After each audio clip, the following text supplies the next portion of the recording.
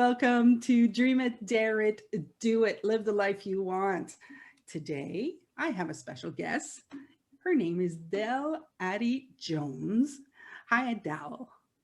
Hi, how are you today? I'm good, you? I'm really good. I'm really good. Del People is someone that I've met through our acquaintances. We both we're around the same circles. And you just finished advanced track or emerging voices. No, I didn't. I did Emerging Voices with Michael. Yeah. Okay, got it. So, can you, for those of you who don't know Del, she's going to introduce herself in 2 seconds, but I wanted you guys to know that she does a podcast called Insightful Conversations, and I'm going to put the link in, and if you like my chats, you're going to love her chats. So Del, just let us know a little bit for the people who are going to be listening to us. What do you do besides that? Besides that, oh my God, what do I do? How much do I share? I'm a 3 principles practitioner like you are. And and just as you said, I also host my YouTube and podcast called Insightful Conversations. I do a lot of different things, but I would say probably one of my specialties is working with people with low self-esteem and codependency and recovering from narcissistic abuse. Tends to be about half my clients would fall into that category. So that's pretty much what I do. It's kind of a niche. It found me. It's what I used to do before I came across the principles. Okay. And because that was my life experience. And so when I came across the principles, I heard that, we don't really talk about diagnosis or labels or mental health issues. So I stopped doing it for a while. And then I thought, what am I doing here? Well, people started seeking me out. And I was like, hang on a minute. I think I've thrown the baby out with the bathwater a bit here, because it was the principles that helped me so much in that area. And here I was sort of ignoring it. And I thought, hang on a minute. So, it found me. So that it became my niche because it found me, not me finding it necessarily.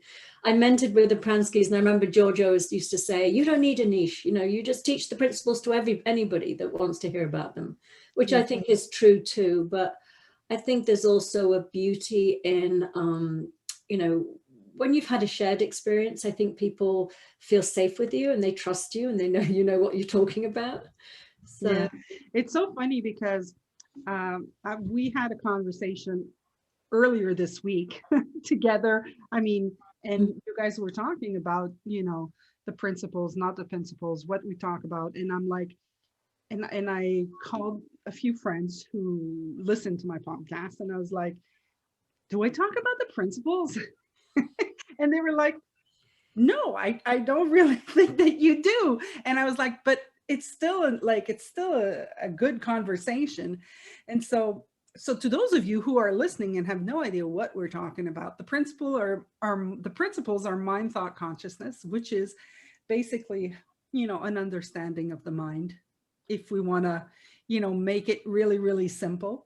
And so that's what we studied in. But basically, we just understand how the mind works, and we guide people to live the life they want. Which brings me to the podcast. And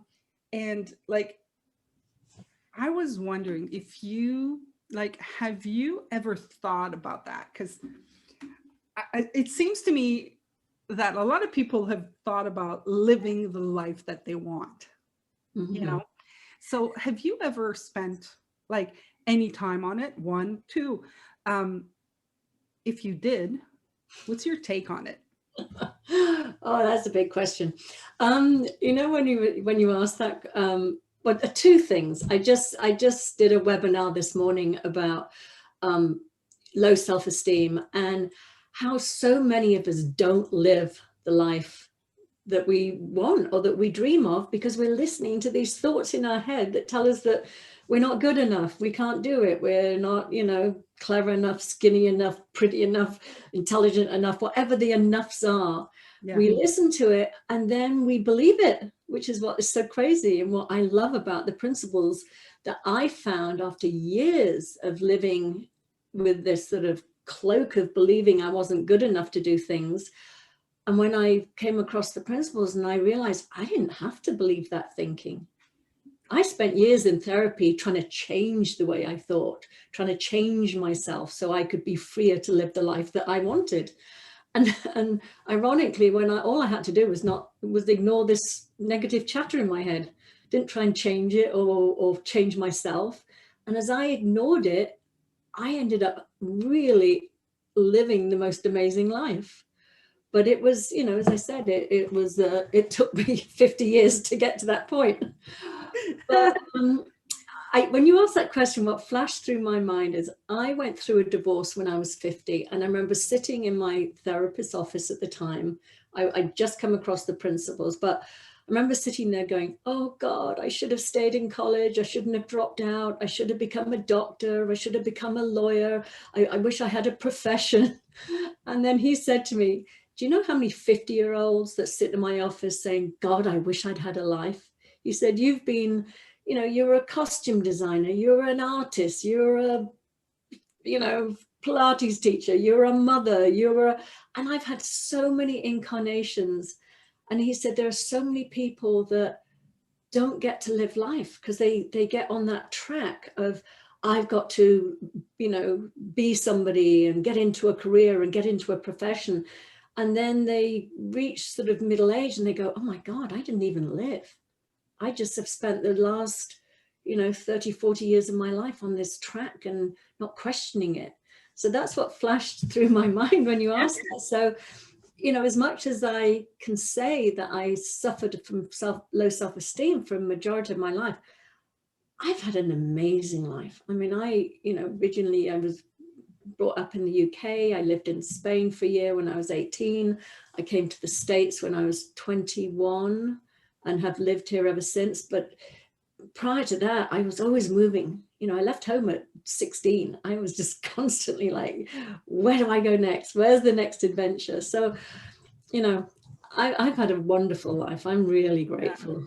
It goes to show you that, you know, it's not because you have low self-esteem that you're not going to do anything. Mm-hmm. I mean, yeah. I think, like, I totally get it because I'm the same, really. I've had, you know, self-esteem problem. I'm not going to call them problems.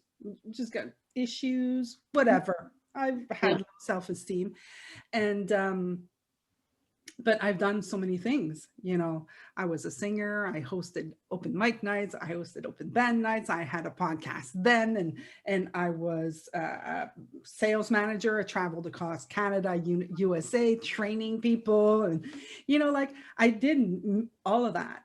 Mm-hmm. But the whole point was there was always still this thing inside of me that was like, why am I tired?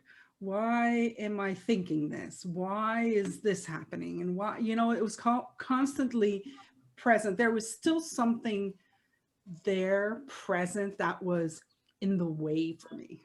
Yeah. You know, and coming upon this understanding, I started seeing, I really started working on thoughts a long time ago, like prior to my understanding of the three principles. You know, I started looking into thoughts, and I was looking into meditation, and I was looking into all of that stuff. But there were things that, you know, in all the other understandings that I had, that just didn't, there was like, I just knew there was you know, like, I'm doubting that. Like, everything else was good until you said that, you know, and it kind of like made me continue the research, continue looking. And of course I was looking for the solution, that one that really fixed me totally, you know, to finally just understand that there was never anything wrong with me, that I was human, And the things that I was trying to fix were my most natural things. Yeah. Yeah. Yeah. That's what I love about this understanding. It's just like you and I are, we must have shared the same mother, but it was the same for me. I did a lot, but a lot of what I did was to prove something to myself. If I just do this, I'll be more confident. If I just learn this, if I just push beyond my insecurities and I go here, or all the things I did were trying to find that peace of mind I was looking for, that confidence I was looking for. And when you come across the principles and you're like, oh, you mean it's already inside me? I'm not going to get it by doing another, qualification or another accolade or whatever it is. That was just like the outside in was this bottomless pit. It would satisfy me for a tiny bit and then just slip all the way through. And then the hole was back again. Okay, what next? What next? Just like you said, I've been on a spiritual path since I was 21 when I first got here. And so much of it helped a little. And my 30 years of therapy helped a little. But it was really coming across this understanding and realizing, oh my God, there is nothing wrong with me, except for when I fall asleep and listen to my thinking or the insecure thoughts. Other than that, the falling asleep, which is natural too, and we're going to continue to do it and we're okay with it, but just seeing what is happening, the freedom that, I don't have to keep doing to get something, that I am actually just being is being in the essence of who I am is just beautiful and satisfying and fulfilling. I'm going to share something with you this morning. Like the thing that I look at a lot that really made me, think, was with my animals. Mm. So I'm an animal lover. I mean, I know you know this, and I know everybody who's listening already know this too. But I noticed, I keep looking at how am I behaving? Like, because I really get that my behavior comes from my thoughts. Because I behave usually very peacefully, and if I'm not peaceful, there's a thought there. I can totally get it, right? So then I start looking at those peaceful behaviors. Like when I look at my pets, there's like this dog can do anything she wants. She will never do wrong, you know. And this morning I woke up and I'm like, oh, I'm still groggy and I'm still like, okay, I'm getting up. And she's just like turning on herself, and she's like, okay, let's go. It's time for the day. Come on, get up. And, and I'm just looking at her and I'm like, that's her life energy. Like, that's like who she is. And right after I look at the cat, and the cat is just there very calm, looking at me, going, okay, are you getting up? And as I get up, he trots in front of me and he's walking really slow. It's like, come on, follow me. And he brings me to the kitchen, and he's like, give me my treats, I'm ready. And then I looked at them interact with each other. And I saw how he was just coming with, I'm going to smack you. And she was like, what are you going to do? What are you going to do? Mm-hmm. And I was just amazed at how they were just being. Like in that moment, my cat had this vibration. I could see his true essence was like, I'm the king. And there was nothing wrong with that. And she was like, oh yeah, come on, get me. And then I thought, I don't have my personal thinking doesn't get in the way anymore. Like I remember a time where I used to have pets where I go, no, don't do that. And I tried to control them. Mm-hmm. Something happened throughout my understanding of the principles where I just let nature be nature, And the thought came to me and I was like, wow. So I myself have an energy. I myself have that too. I tend to fall in love completely immediately with people. I do that with animals with no shame whatsoever. With people, I have personal thinking that's attached to it. Like, okay, no, you got to be careful. Watch how you stand, watch what you say. And I was just very present to how my personal thinking was basically toning down my natural self. Yeah. Mm-hmm. And that was a new seeing for me. Have you ever? Yeah. And you know, it's so funny as you say that. You know, I never used to listen back to my shows. Me neither. We do come from the same another mother. But I write a blog now based on my shows. So I will, and because I record them a few weeks earlier, I think, oh, I'll listen to it and then see what I'm inspired to write about. And then I had what you talk about, that personal thinking of going, oh God, you start a sentence and then you don't finish it off.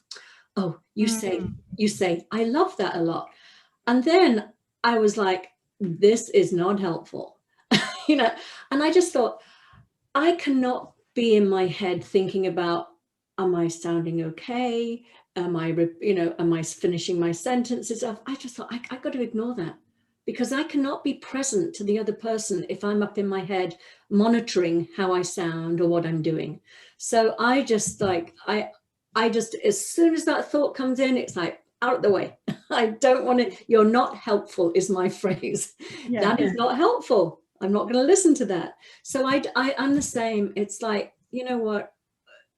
We just should show up as we are, unedited. And I mean, of course, social norms, we're kind and we behave ourselves a little bit, but we're going to be careful not to say fuck, shit, God damn it, a lot. I was about to say, I didn't know that rule. Can I join you? Fuck shit. I know that I said it this morning. I did a webinar and I'm like, you know what I realized is all we're doing is making up shit anyway. So we might as well make up good shit. We are making up shit. Yeah. So anyway, it's so funny. But I try and keep out of that personal thinking. It's never going to do me any good. So it's really. I have a question for you. Yeah. You're talking about your pets. Now I have a dog and I have 2 cats, and my dog is probably about 70 pounds. And I was just sharing with you, they're all rescues, so they're all mutts. Yeah. But my cats have some Maine Coon in them, and they're really big cats. Now my male cat, absolutely, I don't know what's going through his head, but there's some days he's just in a bad mood and he wants to pick a fight with everybody, including me. But more than anything with the big dog. And the big dog is so sweet. And he'll just sort of get his paw and he'll place it on Hugo's head and very gently push him to the ground. And all the time he's looking at me going, Mummy, is this okay? Is it okay? But he's attacking me. Is it okay? I think animals have thoughts too. I really do. That's what I was thinking too. I think that consider this, right? So this is my understanding of thought. Thought is an energy, right? We see thought, right? And then we have our personal thinking and we do something with the thought, right? But thought flows through us. And sometimes thought generates a feeling in our body. It generates an emotion. So we get angry, we get pissed off. They do. I mean, I can see she gets scared. Like, I'm like, for no apparent reason. And I'm looking and I'm like, why are you? But she's feeling an energy that's going through her. And that's giving, it's the part 2 of my reflection this morning was exactly that. Yeah. It's like, because sometimes the cat is going to be lying there and all of a sudden he's going to be like, his tail is going to go. And I'm like, what are you pissed about? What's going on there? I did nothing, but I really like, I'm really starting to look at it as it's an energy, and we can see energy, and energy flows through us. Well, I have another one. Okay, so my dog is, he's got everything in him. As I said, he's a Heinz 57, but food is his thing, and it drives him. So I will come home, and I have glass front doors, and I can look in, and my dog is lying there, and his little legs, well, big legs, are behind him. His head is down, and he's like, and then he'll like look one eye and then down again, and I'm like, oh my God, okay, what did you get into? What did you eat? And I come into the house, and inevitably he's broken in somewhere. He's found food, or he's gone into my son's room, but he has a conscience. And my boyfriend is like, he doesn't have a conscience. And I'm like, well, why isn't he doing what he normally does, which is bound up to the front door and look me in the eye and is all excited to see me? He's already thinking guilty thoughts because he's Well, is it that he has a conscience, or is it that he just knows? Yeah, he knows he's done something wrong. Yeah, I know, but like, like, just like we know, Yeah, like there are things that we just know. yeah. I know I like chocolate, right? I Yeah. can explain it to you, and all of that's going to be thought, and it's going to be words, and it's going to be language and all of it. But why do I just know I like chocolate. Yeah. So is it that he just knows, or that he's got the thinking, oh my God, I did this? I don't think it's that. I think they just know. Yeah, I don't know what it is, but all I know is that he responds very differently after he's helped himself to food that is either been locked away or is not for him than he does when he hasn't. And that intrigues me. It intrigues me that he is sort of, he's, whether it's conscience we call it or whatever we call it, Yeah. but that he shows up differently. So that to me shows that he is number one, a lot brighter than we give him credit for, and that he yeah, it just fascinates me. It's really interesting to me. It's funny. I'm gonna, like, this is I everybody who knows me knows I love animals, but like, this is an in-depth conversation about what I think about them. But I'm looking at energy. I'm like, I can feel like when I'm really calm, when I'm really like, just not in my head, just really present, I can feel the energy of my cat coming without me looking. Right? I don't have to say words. I can feel the energy. And so I started noticing that. I was kind of like, I was like, am I crazy? Is the cat just there? And I turn around, and lo and behold, the cat would be there. Yeah. So I started to test with her, because they say dogs understand words. You're always using the same words. And I do. Like, I speak to her mainly in French because my first language is in French. But I've started talking to her in English. During the pandemic, I've been, on Zoom in English a lot of the time. So she's starting to really understand the English language. And then I started to not say anything and just have my energy. Like, let's say if I want to go for a walk, I'm going to just have my energy ready for it, So I would just, like, she lies on this pillow, right? So she's lying there, and I would just turn around with the energy of we're going for a walk and see how she would react. And then she would, like, I wouldn't say words. Yeah. I wouldn't say anything. And I'd be like, and then I'd get up, and she'd like go to the door. Right. And then I was like, yeah, but that could be, like, I'm even doubting myself, but I'm playing, right? I'm just like playing with it. So I would try things like, sometimes the phone rings and it's my father. And I say to my father, okay, I'm going to bring you the dog, because my father, it's my mother's dog, right? My mother's passed, but my dad spent a lot of time with her. So I sometimes bring her to him so he spends time with her.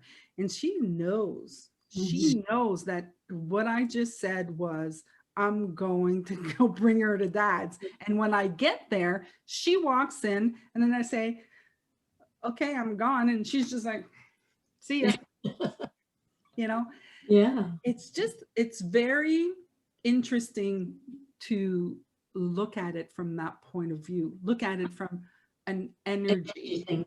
You know, it's so true. Okay, so I work out most mornings. I'll go for a walk. Okay, let me do it another way. So Tuesdays and Thursdays, I live near the beach. I go down to the beach and I do a kettlebell exercise class on the beach. The other days, I just go for a walk. Now, the other days, I can take my big dog with me for my walk. But on the Tuesday and the Thursday, he can't come with me because I'm doing this class. And I've said for the last few years, he knows what day of the week it is. It's like I dress in the same way. I've got my leggings on, my tennis shoes, my whole thing is the same type of outfit every day. Yeah. Monday, Wednesday, Friday, Saturday, Sunday, he doesn't bat an eyelid. The other way around. Yeah. Those are the days where he gets excited and he runs for his leash and he knows he's going for a walk. Tuesdays and Thursdays, he stays sleeping on his couch. He knows he's not going on a Tuesday and a Thursday. So I used to think he was just really bright and knew what day of the week it was.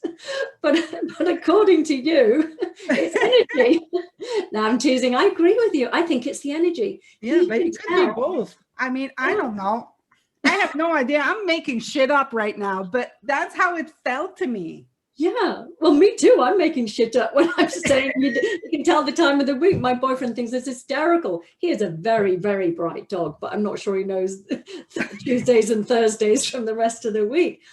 But it always amazes me because I used to think, oh, maybe it's the clothes. He's looking and he goes, oh, she's got walking clothes on. I think, no, it's the same clothes. Can't be that.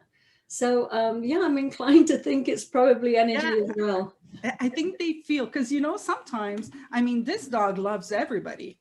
I mean, but sometimes she's going to meet people and she's going to be like, oh, and I'm like, sorry, can't talk to you. Sorry. Like, she's like, no, don't go there, Jazz. And I'm like, okay, we ain't doing anything. But it's just interesting to see the power that language and thinking has. Yeah. Mm-hmm. Right. So and that's what I love to look at, and how it has an impact on everything that we do. This morning, after I had that conversation in my head with myself, I really saw how I really want to live from that space with everybody. Yeah. I really want to be able to talk with everybody, anybody, without that personal little voice that tells me why I shouldn't, why I should be careful, why I should this, and just trust that I'm okay. Yeah. No matter what. Mm-hmm. No, I agree with you. It's just so incredible. As I said this morning on that webinar I was giving, it's like, I created a persona out of these thoughts in my head. I'm not good enough, I'm this, I'm that, all the negative things about myself. And then I innocently carried those through my life, believing that that was me. These thoughts were telling me about me. And now I'm like, oh my God, I could have equally created a persona that was like, I'm hot shit, I'm great, I'm wonderful, and lived a life from that place. And the only difference is I chose to believe a set of thoughts that told me I wasn't good enough, as opposed to a set of thoughts that told me I was good enough. And then you just act from that place. But so it's kind of like,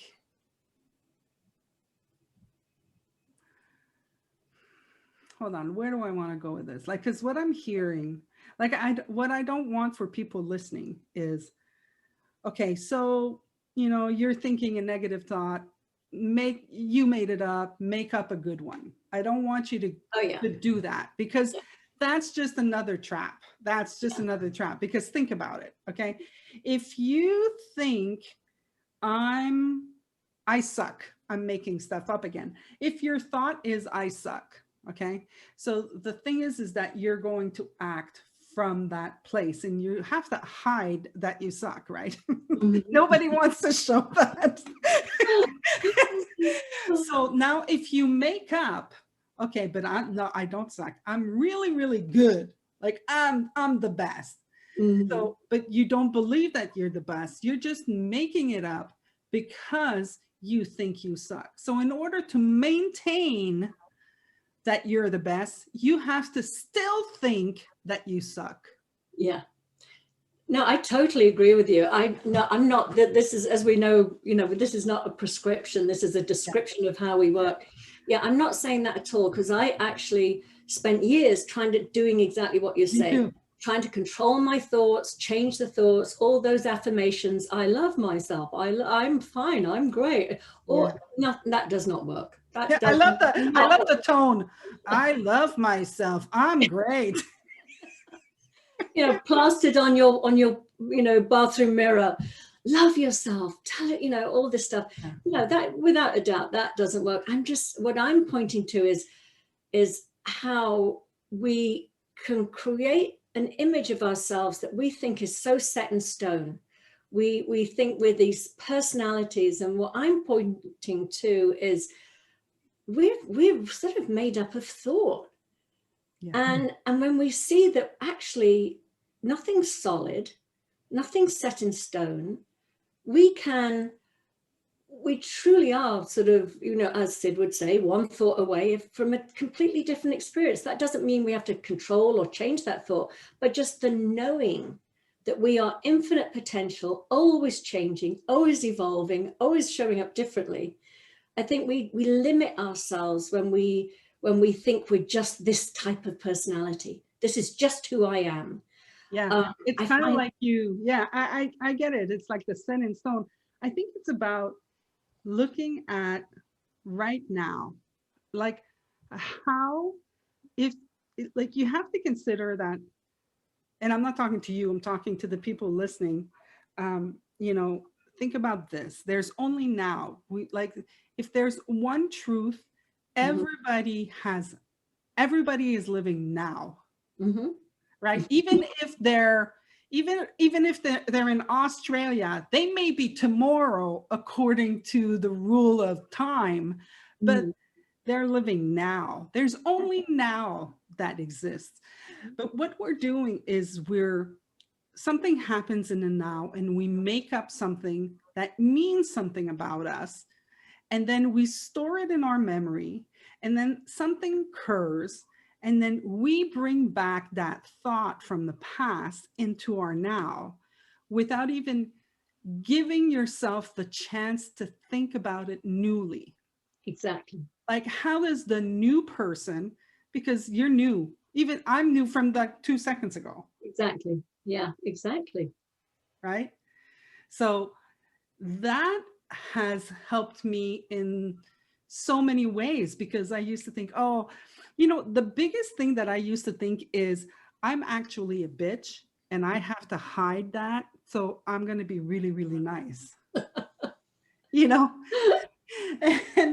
and at one point somebody said, well, what if you're actually really, really nice and you're being a bitch to hide the really, really nice? And I kind of went, wait a second. It was like top on top of on top. And I was like, it's just about being me now, now. This is how I am now. Exactly. And I love it. It's so funny. I was before getting into the principles, I used to be what was called a shadow coach. It was, embracing all the parts of the disowned parts of ourselves, like the bitch, like the greedy, gluttonous one, like the jealous one, like the envious one, whatever it is, things that society or we've told ourselves or our family have told us are the parts of us that, we should be embarrassed and ashamed of and get rid of. And what I loved about what I did when we call it the shadow, it's the Jungian, the shadow. I mean, bottom line is, I always think we would never have been created to have the experience of being all of these things if there was anything wrong with it. So what if you're a bit bitchy one day? So what? You know, it's part of what it is to be human. You get ticked off, you have a sort of moment. But I think it's, what I love is with this understanding, it's not about a spiritual bypass, not about trying to attain this spiritual thing up here that we are sort of never going to be human again. It's like, oh no, warts and all, embrace it all. We are just human. Like you said, just show up as you are without this internal sort of commentator going, oh, you shouldn't do that. Oh, that's bad. Oh, that's negative. Nobody will like you if you do that. Oh, get rid of that bit of yourself. It's like to just live free, as you say, live like an animal, in the sense of without this sort of constant chatter in our heads, monitoring our every move or our every feeling and emotion. So that's what I find so freeing about it, is the playfulness, you know, showing up in the moment and just falling flat on your face. If you fall flat on your face, so what? You know, I lived most of my life terrified of making a fool of myself. Now I don't care. Yeah. You know, it's a playground. Let's just show up, play like children. I mean, how many little toddlers stay on the edge of a playground going, oh, I'd love to get in there and play with that sand, but what if I don't do it well enough and the other kids don't like me? And nobody's thinking that at 2, 3, 4 years old. They just dive in, play. They're like, what is that? Poop? Oh, wait. Yeah. Yeah, that was poop. Oh my God, that's too funny. Dell, I feel like it's been, I don't know how long we've been talking now.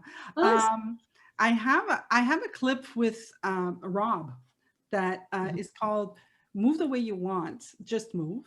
And it's basically, actually, Rob and I were discussing the science of cardio, because we were looking, like, it's springtime. Everybody's talking about weight loss. So the last couple of segments we were talking about weight loss, but then we went into the science of it, just like understanding how the things that we need to understand, and then creating whatever we wanted to create.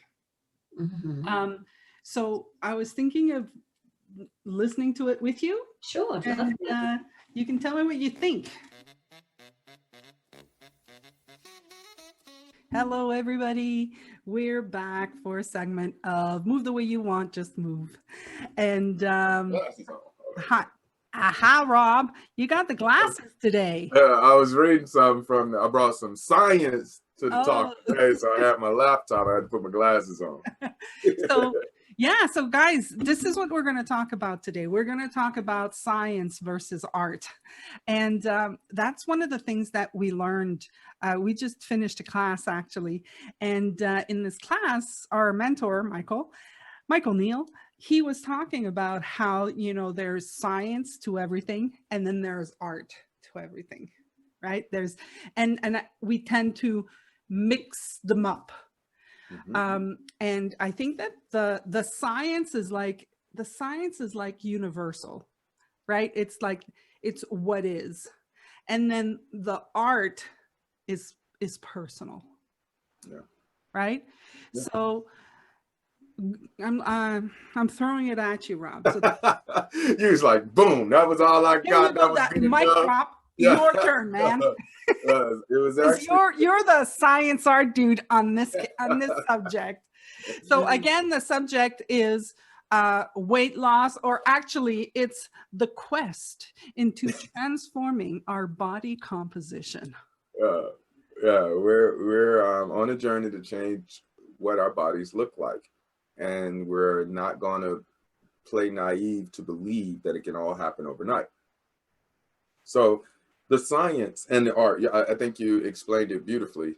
There are some things as it pertains to fitness or well-being or movement that you can do that you should be aware of to get more out of the movement if you are looking to change your body composition. Other than that, it's just activity for life, right? So, but if you are, again, on a journey to change your body transformation, here's a few things you should be aware of. First is going to be your maximum heart rate. All right. So the science of your maximum heart rate is that, well, actually before that, let me go back to before heart rate. There's 3 areas I'm talking about when I'm talking about changing your body composition that's going to happen. It's going to be cardio, which is the heart. It's going to be strength, which are the muscles. And it's going to be flexibility, which are the joints and the ligaments. Okay? So, and flexibility also has some muscle content included. So those are the 3 areas of the body I'm talking about. The heart, muscles, ligaments, tendons. All right? So those are all the things I play for science, that science point to. When I'm talking about the art, I'm going to be talking about how to condition your heart. So which type of cardio conditioning is best? That could be hiking. That could be, you know, high intensity interval training. That can be long walks. It could be anything, but that's the art part form of it. Resistance training for strength. Right? Resistance training. Which type did you do? Do you like to go and do the Arnold Schwarzenegger weightlifting for bodybuilding? Right? That's a type. But then resistance training and body weight is also a type. I mean, I'm sorry, band resistance training and body weight is also a type. So again, that's an art, whichever fits to you. And stretching. Stretching is how we become flexible. All right. Stretching also allows us to gain mobility and keep the range of motion of our ligaments and our joints. So different types of stretching, whether you're dynamically stretching or you're static stretching or you're doing it through yoga or through Pilates, like there's different and a whole bunch of ways for the art. So what I want to do is just cover a few things for the science so you can pick whatever way you want. Like that's not the part to get hung up on. Which way? There's plenty of art out there. Yeah, plenty of art out there. Pick any color you want. Paint whatever color rainbow you want. Right? But understand the arc of this rainbow. And the arc of it is understanding your maximum heart rate. So if you were to take the number 220 and subtract your age, that's your maximum heart rate. All right. So once you get that number, 220 minus your age, then that number is going to be the maximum. And this is a generic. So please don't hit me with Robert. That actual equation is 2.66. Please don't. This is generically speaking here. That's going to be the maximum amount of beats per minute your heart should be. Why that is important is because each one of the zones in which we operate based on what we're trying to do matters. So if we are trying to decrease the amount of fat in our body, we want that heart rate, that maximum heart rate, we want our current heart rate during exercise to be at least 50 to 60% of that. So how we get that number is if you take 220, subtract your age, you get your maximum heart rate.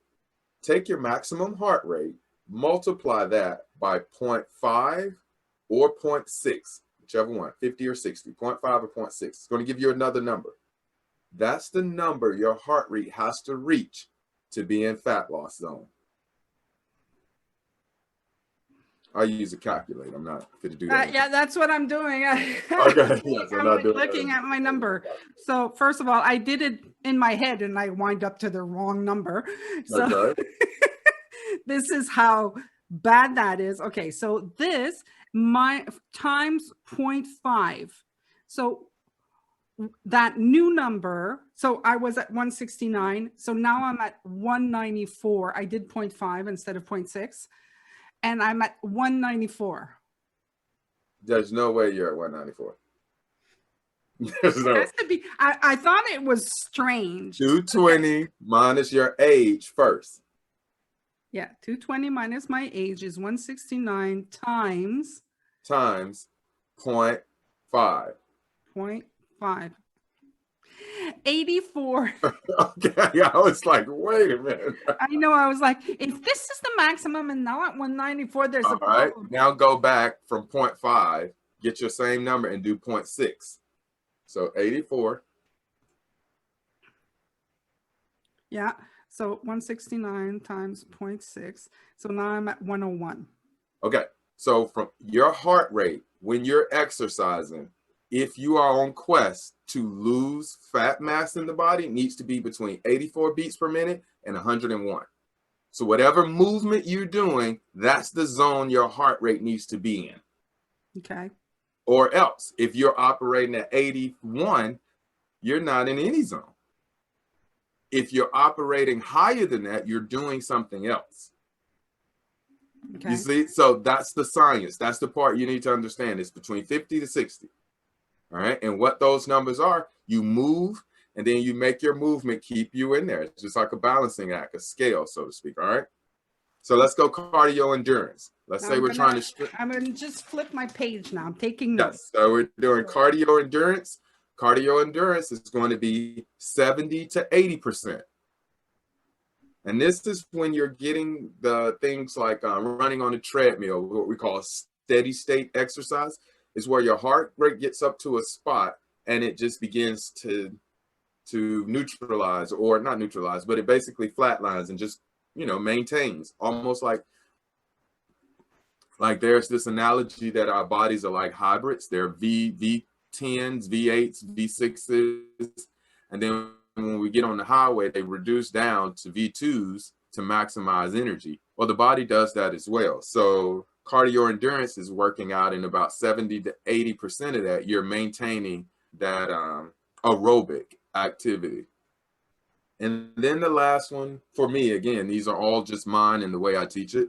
Cardio conditioning, when we're really trying to change our VO2, which is our volume of oxygen during movement, when we're really trying to strengthen our heart, we're going to work out at about 80 to 95% of that maximum heart rate. And when we do it, we're going to do it in short, intense bursts with little increments of rest. So it's almost like high intensity interval training. The scale looks like heart rate up, bring it back down, heart rate up, bring it back down. It's just super fast and quick. And that's when we do things like the art, and that would be something like a Tabata, a 4-minute exercise where you do 8 sets within the 4 minutes. You go as hard as you can for 20 seconds doing jumping jacks or running in place. 20 seconds, hard as you can. And then you rest for 10 seconds. And then you run in place for 20 seconds again, hard as you can. You do that till the 4 minutes is up. And you'll probably sit over there on that bed and go to sleep. The one that's behind you on the thing, right? Why? Because when I do it, I sit over here on the couch and kind of like have to catch my breath. It's a cardio conditioning exercise because my heart rate really gets into about 87%. I don't get into the 90 that much. Okay, so I have questions. Go. So now you just gave me 3. So this is the first part of the science, right? Yes. Yes, this is only with cardio conditioning. We're only talking about the heart. We're only talking about cardio. And I'm actually very interested because I feel like I'm losing breath and I feel like I think I have to work on my cardio. Yeah. So when you say the fat reduction, on, like I was trying to not say weight loss. So so when we're saying the fat reduction, so the 84.5 and 101.4, which is my zone. Can you repeat the numbers? What is that? It's 60 to 70 or 50? No, it's 50 to 60. Okay, so 50 to 60 is the weight loss. And what the belief is behind that is that puts the body in a position where it tends to use fat as its main source of energy. Yeah. Right. And so that means by virtue of that, you're reducing your amount of fat because it's burning is turned into energy. So go ahead. Sorry, I'm going to stop you. So my question to you is, so how long, like, is there a length or is that, that's the art? That's the art. And okay. I have an acronym for you to use that I'll give you to use that'll make the art very easy. It's just going to be a plug and play. Okay. Do you want it now? Yeah, give it to me. Okay. So the art form is going to be this principle we call the FITTE principle. F-I-T-T-E. F-I-T-T-E. Okay. All right. So this is going to be how your art plays out. F stands for frequency. Frequency. How often do you move?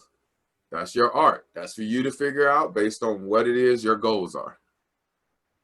How often you need to move. Intensity. That's the I. What is your target heart rate and zone that you need to be in when doing that movement? And that's what we were just talking about with those numbers. All right. Yeah. First T is the type of exercise or activity that you're going to do. Is it going to be aimed toward cardio? Is it going to be aimed toward strength? Or is it going to be aimed toward flexibility? Because you need a mix, a balance of all three. The T is going to be time, right? The time is how many minutes per week you can dedicate to this whole plan. Like if that's 180 minutes a week, that means from Sunday morning to Saturday night, you need to do 180 minutes of targeted exercise toward cardio, strength, and flexibility. 180 minutes. Your frequency is, if I get to move more on Mondays than I do Tuesdays, then most of my time is on Tuesdays. I get most of my stuff during Monday, and then I'll fit Tuesday, Wednesday, Thursday, Friday. But if I get hit with a huge influx or a ad hoc meeting or something on Thursday, then cool. Thursday is all about work, and I'll readjust my time to Friday. Simple when I'm just playing with minutes versus stuck on a system of Monday, Wednesday, Friday. Yeah. Okay. E. All right. The E is self-explanatory. Enjoy what the hell you're doing. If you don't enjoy what you're doing, none of this stuff matters anyway, especially for the thing of weight loss or fat reduction or whatever we want to call it, because when you stress about losing the weight, you actually send your body into a state where it makes it hard to lose weight. So you're being counterproductive. So it's about enjoying what you do. Okay. So hold on. I now I want to come back to, because I don't want to make this a 30-minute thing. We're going to come back, and we've already busted our 10 minutes, but I want to come back to, like, because you were talking about weight loss, cardio endurance, and conditioning, cardio conditioning, right? So I want to know, like, when would I do cardio endurance? When would I do cardio conditioning? Like, those are the three things that kind of like I'm a little still stuck on. It would be based on what your lifestyle is and what you're doing. I still like to play intramural sports like flag football and basketball. So I need some cardio conditioning in there as well to make sure my lifestyle can meet those activities. Right? But if you don't play any sports or activities like that, then maybe cardio endurance is the highest level of intensity you may need. And all you need to do is be able to walk from here to the store that's 2 miles away and bring your groceries back. Yeah. And I wanted, so that cardio endurance would be that place I want to be if I want to be able to continue, even if my heart is pumping crazy. Pumping fast. Yes. That's it. I'm at a cardio endurance is I am at the point where I can endure, my heart can endure the activity of my life. Yeah. See, that's where I need to be. Because like right now it's like I take my groceries from my car in the garage, I walk to the elevator, come up the elevator, walk to my thing. And by the time I come here, I'm like, I'm like pumping like crazy. Then that means you can put as a goal cardio endurance, because you need your heart to handle the activities of your life. Love it. Yeah. Now that ain't nothing about weight. That is nothing about any. No. It's just increasing the way you're going to work on your heart to sustain that activity. Now the byproducts of a lot of other things are going to change. But isn't that much easier for you to grasp onto, cardio enduring? Yeah, it's you know, it makes me, you know what it reminds me of? This analogy or this explanation of science versus art, it really, it brings me back to my computer stuff. You know, it's like I teach computers, and when I teach, and I never realized this is what I used to do, but I would come in and I would tell clients and I'd say, look, I'm going to show you a way to do it, because I understood how it worked and I understood what they needed to accomplish. And I would show them my art, but I would always add, and once you understand it, you can do it any which way you want. Absolutely. Absolutely. Right? Once So you understand the signs, you can play however you want. yeah, so that's what I love about it. So guys, I hope this is as cool for you as it was for me, because it just makes a difference to get, okay, so if I want to, it has nothing to do with I want to look good, I'm a bad girl because I'm this, and Yeah. I you know, I'm 51 and I should. It has nothing to do with that. It just has to do with, okay, I understand these principles, which is the science behind it all, and now Mhm. I can do whatever I want. Like, okay, so if I need to be in this cardio endurance area, well, now I need to just, first of all, know what the heck my heart rate is. You know, like, Ah, so I'm gonna wearable wear, technology. yeah, Yes. exactly. I'm gonna wear the Yes. technology, and then I'm gonna look at it, and then I'm gonna see, you know. Mhm.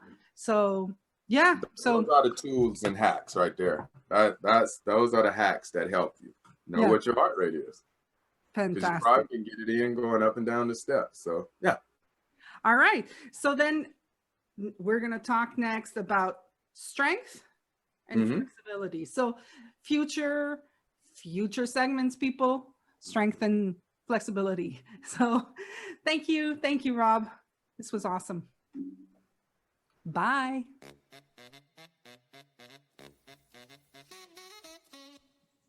There you go. So what do you think? I thought that was great. Yeah, for me, it's all about enjoyment. It really Because is. you were talking about, like, you do exercise, you move every day. Mm-hmm. Yeah, I used to, I used to go to the gym. I've always exercised. I really enjoy exercise. But a few things have changed. My yoga studio closed down. I used to go to yoga every day. That was something I loved. My calendar got just so full with, coaching and everything like that, that I don't have as much time as I used to sometimes exercise 2.5 hours a day. But now I make sure, not make sure because it's something I love. So yeah, I do it because I know that if I don't do it, I miss it. But my exercise more is just being outdoors. I live on a cliff above the ocean, so I'll walk down to the ocean every day with my dog. Or I told you a couple of days a week, I'll do exercise on the beach, kettlebells, which is high intensity, lots of squats and lunges, and you're using weights.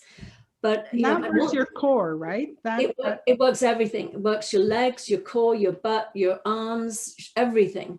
Okay. And we do stretching as well. But I am looking out at this ocean and I see dolphins, and it's whale season right now. So we see whales and we see seals, and I am just like, it's heaven. I'm at the end of it. I'm like, oh, it's over.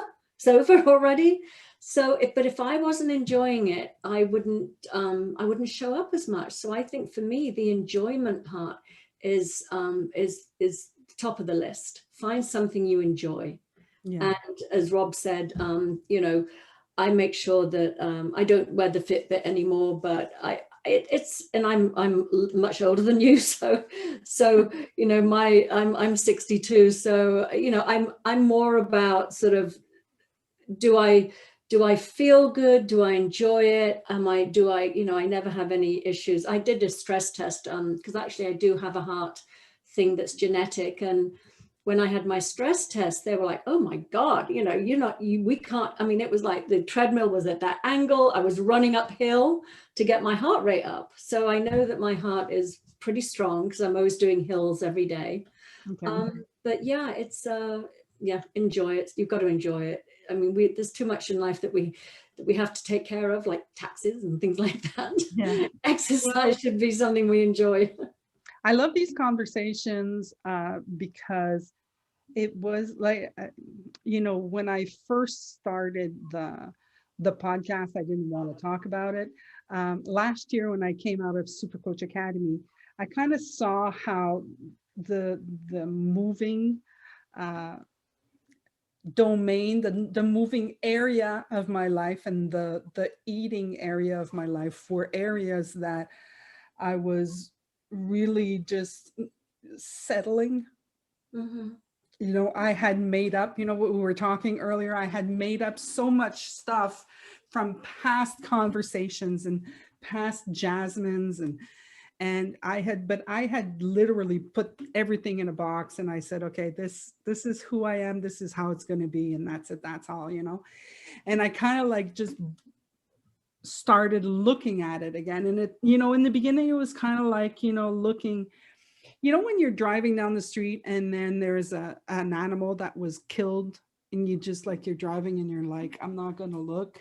Yeah. We pass because, you know, at least you didn't see it. That's kind of like how I was doing. Yeah. I was going around life. I was like, wait, moving? What do you mean moving? Where? What are you talking about? Eating healthy? What? Where? You know, Yeah. but doing these has helped me, you know, looking at it, and just saying the stuff that I think I look stupid at, and the things that I've been ridiculed, you know, in the past about, and just finally just looking at it again. Yeah. And it's really, I hope that it's making a difference for anybody listening, because it's making a difference for me. And who knows where I'm going to be next year and how I'm going to look like. I have no idea. Maybe I'm going to look exactly the same, but it doesn't matter. You know, it's about, what am I seeing? How am I looking at it? And I already, you know, like walking, you know, when I go walking with the dog and I feel my body actually gliding, I'm like, you know, it's already different. So, Yeah. yeah. You know, it's so funny. I interviewed Julian Fraser on my show a couple of weeks ago, and he was talking about when he first came across the principles, he lost, I mean, like over 100 pounds. And he was saying that during COVID, he gained some of that weight back. And I said, you know, the same thing happened to me.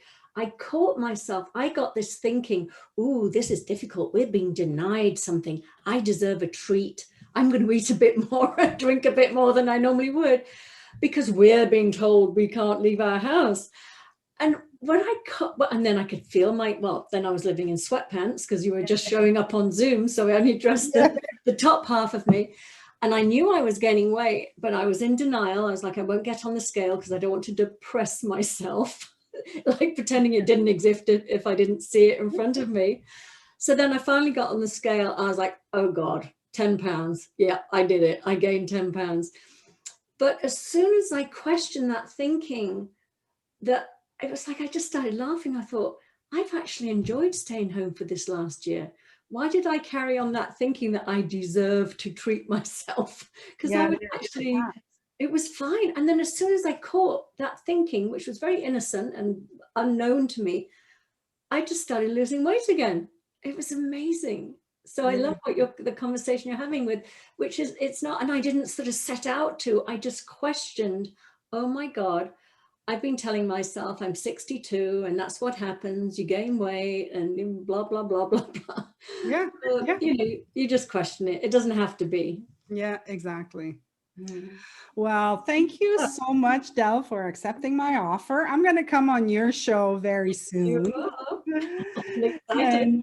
And yeah, so before we leave, two things. First, would you have a nugget of wisdom for anybody listening? What would be a nugget of wisdom from Del? A nugget of wisdom. Don't believe the negative self-talk. It's not true. It's not true. It's innocent. I love it. I love it. All right. And if people want to see you, where do they go? They can if they go on my website, that's probably the easiest, because that's where all my shows are, and that's where my blogs and things like that are. So just go to Adey-Jones.com.